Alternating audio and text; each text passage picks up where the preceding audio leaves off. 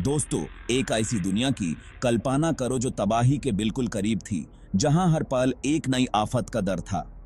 वो था cold war का दौर, एक ऐसा टाइम जब अमेरिका और सोवियत यूनियन के बीच में डर और टेंशन छाई हुई थी। हर तरफ बस एक ही सवाल था, क्या ये सब खत्म होगा? दोनों देशों के पास हजारों न्यूक्लियर वेपन्स थे, इतने कि पूरी दुनिया को कई बार खत्म कर सकें। ये एक ऐसी दौर थी जहां हर देश अपनी ताकत दिखाने में लगा था। इस भयानक दौर में सोवियट्स ने एक ऐसा सिस्टम बनाया जो इतना डेडली, इतना चिलिंग था कि यूजे डेड हैंड कहा गया। ये सिस्टम दुनिया के लिए एक बड़ी चिंता का विषय बन गया था। डेड हैंड कोई वेपन नहीं था, बल्कि एक ऐसा सिस्टम था जो सोवियत यूनियन पर अटैक होने पर वेपन्स लॉन्च कर सकता था। ये सिस्टम अपने आप में एक अनोखा और खौफनाक तजुर्बा था। एक भयानक हाथ की कल्पना करो जो अंधेरे में चुप कर बैठा है और अगर उसे छेदा गया तो वो तबाही मचा देगा। यही है डेड हैंड। ये सिस्टम इतना एडवांस्ड था कि बिना इंसानी हिदायत के भी काम कर सकता था। ये एक ऐसा सिस्टम है जो आज भी राज में लिप्त है। इसके बारे में बहुत कम लोग जानते हैं और जो जानते हैं वो भी पूरी सच्चाई नहीं जानते।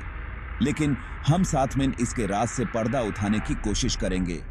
हम जानेंगे कि ये सिस्टम कैसे बना और क्यों बना। आखिर सोवियट्स ने ऐसी भयानक चीज क्यों बनाई? क्या ये सिर्फ डर का नतीजा था या कुछ और?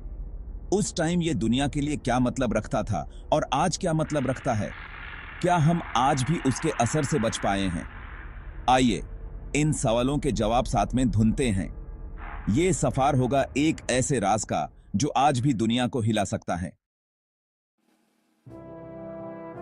डेड हैंड को समझने के लिए हमें कोल्ड वॉर के दौर में वापस जाना होगा, जब दुनिया दो सुपर पावर्स के बीच बनती जा रही थी। अमेरिका और Soviet union nuclear stand of में फंस चुके थे और दोनों तरफ से न्यूक्लियर मिसाइल्स तैयार थे। दोनों देशों को डर था कि कहीं दूसरा देश उन पर सरप्राइज अटैक न कर दे और उन्हें पलक झपकते में खत्म न कर दे। ये डर उनके हर फैसले पर छाया हुआ था। इस डर को म्यूचुअली अश्योर्ड डिस्ट्रक्शन यानी मेड कहा जाता था, जिसमें दोनों तरफ से टोटल एनाहिलेशन का खौफ था। सोवियट्स न्यूक्लियर फर्स्ट स्ट्राइक से बचने के लिए ऑब्सेस्ड थे और हर वक्त अपने डिफेंस को मजबूत करते रहते थे। उन्हें डर था कि कहीं अमेरिका उनके लीडर्स और कमांड सेंटर्स को तबाह करने की कोशिश न करे, जिससे वो बदला भी न ले पाएं। ये उनके लिए एक कांस्टेंट नाइटमेयर था। डेड हैंड उनका सॉल्यूशन था, एक बैकअप प्लान जो इतना भयानक था कि वो किसी भी एग्रेसिव एनिमी को सोचने पर मजबूर कर देता। ये सिस्टम अपने आप रिटेलिएट कर सकता था अगर सोवियत लीडरशिप को कुछ हो जाता। डेड हैंड एक जायंट कॉम्प्लेक्स मशीन की तरह था जिसको जमीन के नीचे दबा कर रखा गया था।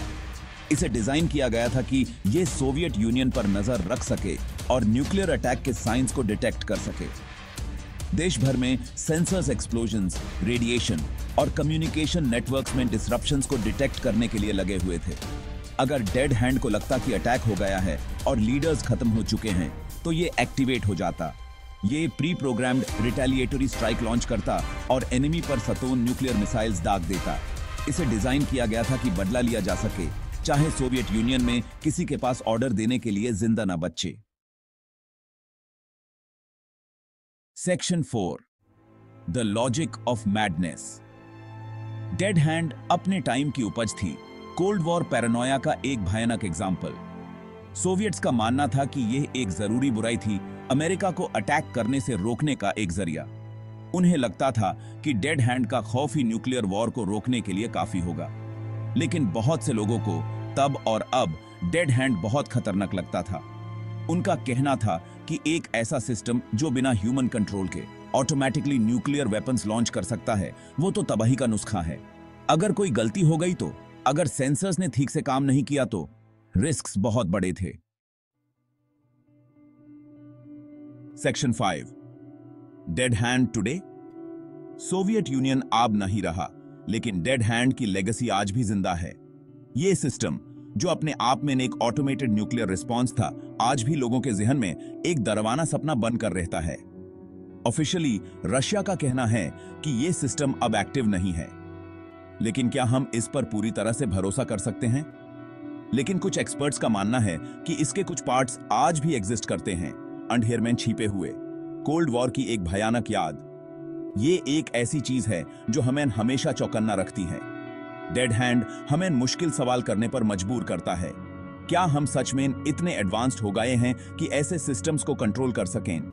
क्या हम कभी भी न्यूक्लियर वेपन्स के साए से निकल पाएंगे? ये एक ऐसा सवाल है जो हर जनरेशन को फेस करना पड़ता है। क्या ऐसा सिस्टम बनाना ही सही है जो न्यूक्लियर वॉर का फैसला ह्यूमन हैंड से छीन लेता है? ये एथिकल और मॉरल डिलेमास हमेशा से रहे हैं। ये वो सवाल हैं जिनके जवाब हमें ढूंढने होंगे आज भी, जब हम ऐसी दुनिया में जी रहे हैं जहां पर इन खतरनाक वेपन्स का खतरा बना हुआ है। हमें मिलकर इस खतरे का सामना करना होगा ताकि हम एक सुरक्षित भविष्य देख सकें।